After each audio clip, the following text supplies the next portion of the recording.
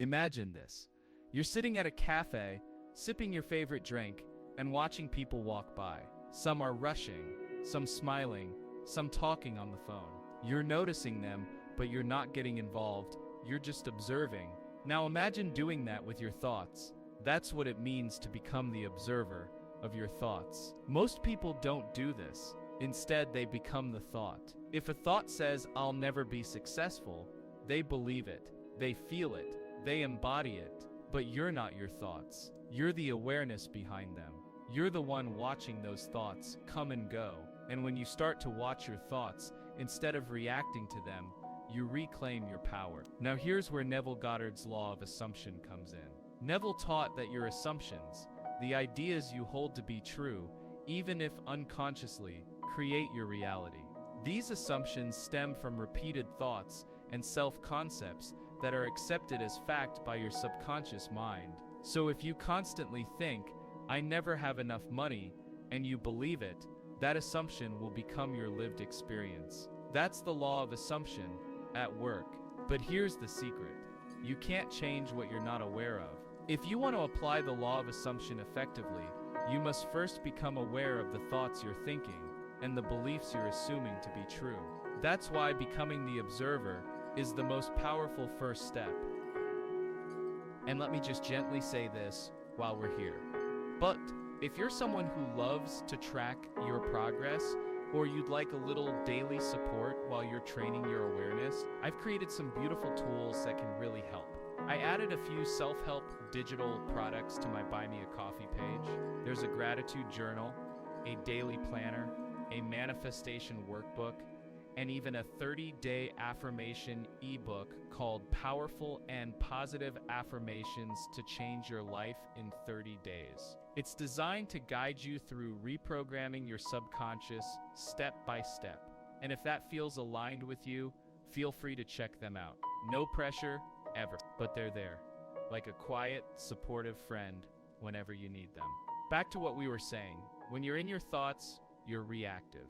A thought pops up, "I'm not good enough," and it triggers feelings of anxiety, shame, or insecurity. You spiral.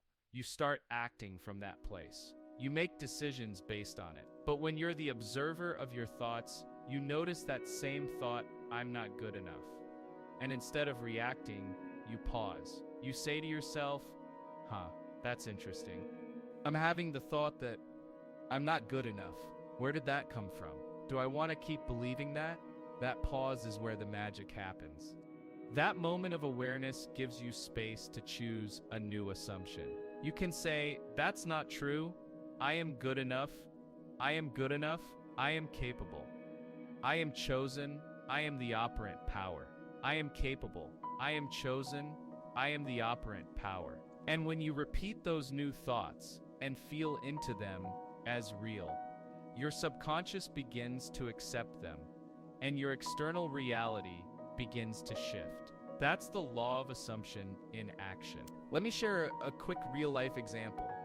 Let's say you've been trying to manifest more money.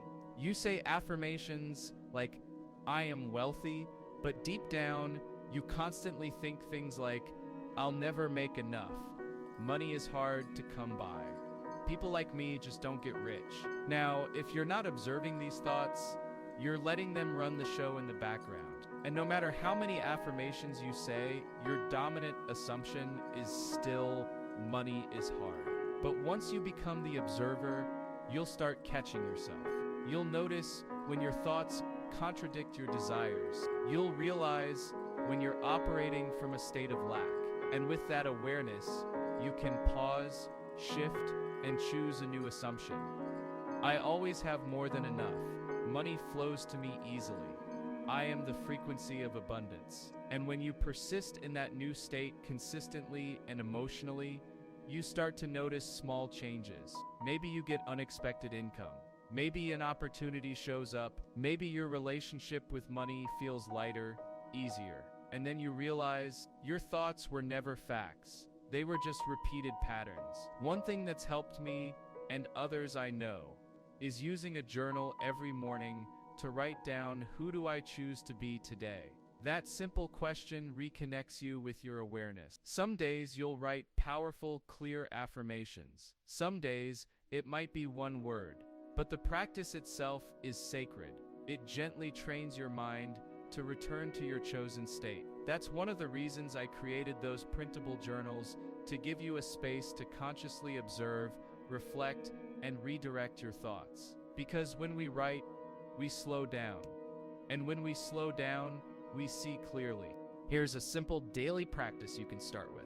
In the morning, before you start your day, sit quietly for 5 minutes. Just observe what thoughts pop up. Don't judge them. Just notice. Ask, is this thought serving me? Do I want to believe this? During the day, when you feel triggered, pause. Don't react. Just notice. What am I assuming right now? Then ask, what's a better assumption I can make in this moment? At night, review your day.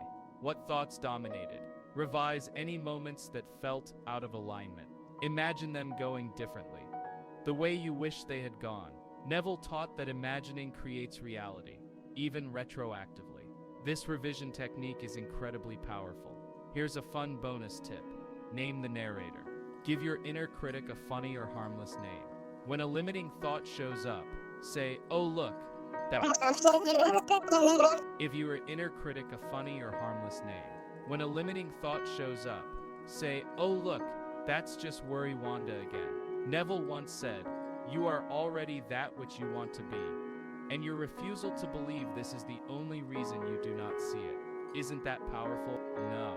It means that your desired reality already exists, but you have to accept it as true now, not someday, not when things change, but right now, in your imagination and in your thoughts. When you become the observer, you can notice when your mind drifts into fear or doubt, and gently pull it back into the assumption of the wish fulfilled.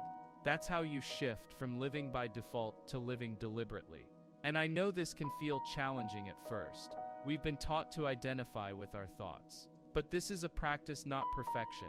You don't have to get it right 100% of the time. Even just 10 seconds of awareness, 5 times a day, can begin to create real shifts in how you feel and what you attract. So my friend, I want to ask you this. What thoughts have you been blindly believing? What assumptions have you carried for so long that you forgot you could change them? What would your life look like if you chose to think differently, starting today? Because you are the operant power. You are the one with the paintbrush. You get to choose what picture your mind paints. All it takes is awareness and a decision. So from today forward, I invite you to become the calm, loving observer of your mind. You don't have to control every thought, just become aware. And from that space of awareness, start to assume the best. Assume that life loves you. Assume that money is flowing. Assume that you are enough. Assume that everything is always working out for you. Because when you observe, you gain perspective. And when you assume from love, peace, and power, your world has to reflect it back. You're not here to suffer through your mind. You're here to master it, to guide it gently, to become the conscious creator you were always meant to be. And that, my friend, starts now. If this message spoke to your heart today, I'd love for you to subscribe, like this video, and share it with someone who may need this gentle reminder. And if you're looking for some soulful tools to help you along the way, whether it's my 30-day affirmation ebook or the downloadable journals and planners, they're available on my Buy Me a Coffee page. Feel free to explore. Sometimes, the smallest support systems make the biggest difference. And hey, before you go, here's a little challenge. Today, catch just one limiting thought. Pause, observe it, and then replace it with an empowering assumption. Just one, because that one shift could change everything. You've got this, and I'm proud of you. Now go be the observer and the creator.